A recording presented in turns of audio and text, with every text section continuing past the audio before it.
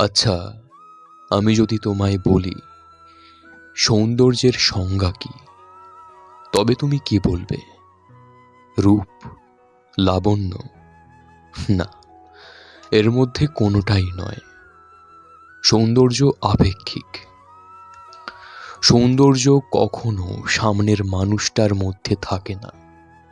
সৌন্দর্য থাকে সামনের মানুষটার প্রতি তোমার ভালো লাগা, ভালোবাসা, এগুলোর মধ্যে।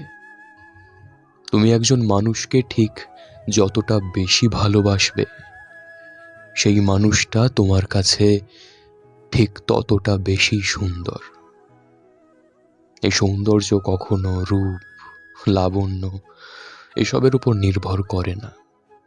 সৌন্দর্য নির্ভর করে ভালোবাসার উপর, ভালো লাগার উপর, সামনের মানুষটার প্রতি তোমার সম্মানের ওপর।